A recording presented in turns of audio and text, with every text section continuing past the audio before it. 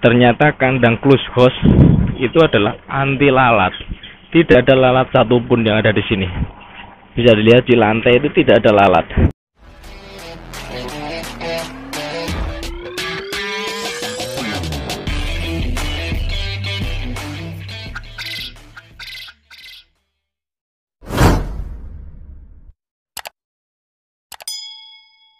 Assalamualaikum warahmatullahi wabarakatuh ya. Pada malam ini saya akan mengulas mengenai sedikit masalah yang kita hadapi dalam beternak puyuh, yaitu timbulnya lalat dalam kandang kita. Yaitu lalat itu dimungkinkan sangat mengganggu sekali kalau kita beternak puyuh, yaitu karena bisa membawa bibit-bibit penyakit yang nantinya akan berdampak negatif untuk peternakan puyuh kita. Dan hal itu juga yang nantinya bisa menyebabkan munculnya beberapa penyakit pada puyuh-puyuh kita. Di antaranya yaitu ada yang bercak hijau, ada juga bercak kapur, dan seperti itu. Itu salah satunya adalah yang ditimbulkan oleh lalat. Jadi untuk mengatasi hal itu, untuk kandang-kandang saya yang kemarin, sebelum saya menggunakan kandang full close house ini, saya menggunakan lem pada lalat-lalatnya. Itu sangat mengurangi sekali. Dan ternyata saya buktikan sendiri pada saat saya menggunakan kandang full close house ini, ternyata bisa dilihat ini, ternyata kandang close house itu adalah anti lalat. Tidak ada lalat satupun yang ada di sini. Bisa dilihat di lantai itu tidak ada lalat. Nah, tidak ada lalat satupun. Karena memang di kandang close house ini memang tidak ada ruangan yang lalat bisa masuk. Karena semuanya udara yang ada di sini itu dihisap keluar. Jadi oleh kipas itu menghisap keluar. Jadi ada dua kipas yang ada di sini. Nah, ini juga menghisap keluar. Kemudian untuk yang sebelah sana itu adalah ada AC. AC itu adalah untuk mendinginkan ruangan. Jadi itu ada AC. Kemudian di depannya itu ada kipas hisap. Jadi saya maksudkan di sini depan AC saya beri kipas itu untuk menghisap uap yang dikeluarkan oleh AC supaya tekanannya itu sampai ke ujung sini lebih jauh. Jadi kalau kita tidak menggunakan AC, tidak menggunakan itu kipas hisap yang ada di depan AC itu, jangkauan AC itu tidak sampai sini. Kemudian kalau kita tambah kipas hisap yang ada di depannya, itu jangkauannya lebih jauh sampai ke ujung sini AC-nya. Nah, kemudian yang ada di sebelah sini, nah ini adalah kipas yang menyedot udara dari luar. Kemudian yang di belakangnya itu saya kasih paranet yang selalu dialiri air. Jadi kalau tidak saya beri paranet yang dialiri air, nanti udara yang dihisap dari luar itu panas. Jadi udara panas dimasukkan ke dalam kandang ini. Kalau sudah saya filter dengan air itu yang pertama yaitu untuk mendinginkan udara. Yang kedua adalah untuk mengatur kelembapan. Jadi kelembapannya biar terjaga di dalam kandang ini. Seperti itu. Nah, untuk sekarang produksi telurnya teman-teman ini.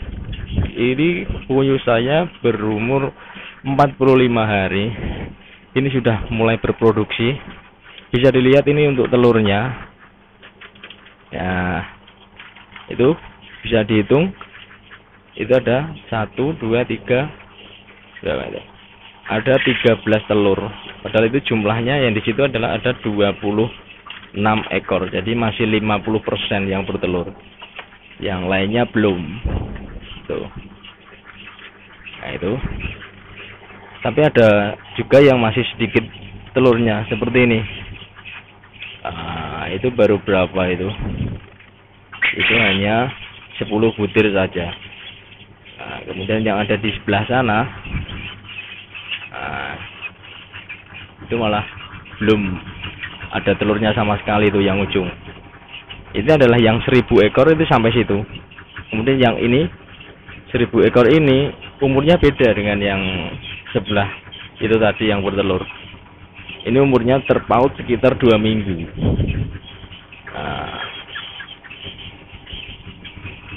tapi sudah ada yang bertelur juga ini. Ini cuma ada telurnya 1. Nah, itu. Jadi kalau yang sebelah kanan tadi usia 45, berarti ini dikurangi 2 minggu, jadi itu sekitar usia 30 harinan. Ini sudah mulai bertelur. Itu kalau hitungannya tepat ya. Soalnya saya beli bibit yang ini kata penjualnya usianya sudah 3 minggu, tapi saya juga tidak tahu itu 3 minggu beneran atau tidak. Jadi resiko beli bibit yang sudah dewasa itu adalah dia untuk ukuran tubuhnya tidak seragam. Jadi untuk kemungkinan untuk telurnya juga tidak bisa bareng tadi. Beda dengan yang ini. Nah, yang sebelah sini yang 1000 ekor yang pertama itu adalah saya beli bibitnya itu usia 2 minggu. Jadi untuk telurnya pun yang dikeluarkan itu merata. Karena memang kalau kita membeli bibit dari kecil itu kita bisa kontrol pola makannya. Kita bisa maksimalkan untuk pola makannya. Jadi tidak kita hemat-hemat. Jadi beda dengan yang ini. Ukuran tubuhnya hampir sama, tapi produk telurnya masih sedikit sekali. Karena apa? Karena ya itu tadi. Kalau kita beli bibit yang usianya sudah besar, itu badannya kurus-kurus. Jadi di penjual bibitnya itu mungkin pola makannya dihemat-hemat, diirit-irit lah. Kalau di pola makan full kan dia juga tidak mendapatkan untung, dan saya juga menyadari itulah. Jadi tugas kita kalau kita membeli bibit yang sudah besar, tugas yang pertama kita lakukan adalah penggemukan dulu. Jadi penggemukan yang kita lakukan sebelum nantinya akan muncul telurnya. Jadi seperti ini teman-teman.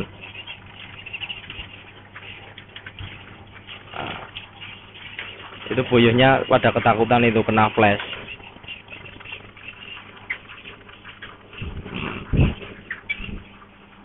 Suhu di dalam ini menunjukkan itu teman-teman. Bisa terlihat enggak?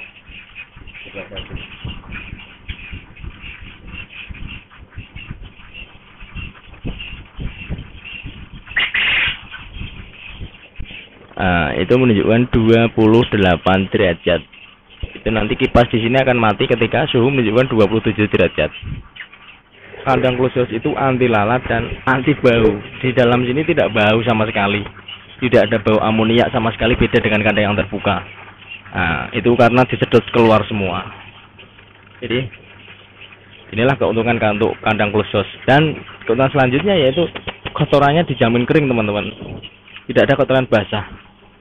Apalagi bau tidak ada. Jadi ya itu keuntungannya. Dan kekurangannya yaitu tadi kita kalah di listrik. Ya, listrik untuk operasional kandang ini ya sekitar 200 ribuan lah, maksimal 200 ribu itu 1 bulan. Berkisar di antara 150 sampai 190-an itu. Oke, jadi seperti itu teman-teman. Ulasan pada malam hari ini. Semoga bermanfaat. Salam sukses putra Indonesia. Wassalamualaikum warahmatullahi wabarakatuh. Salam Dok Loreng. Oke.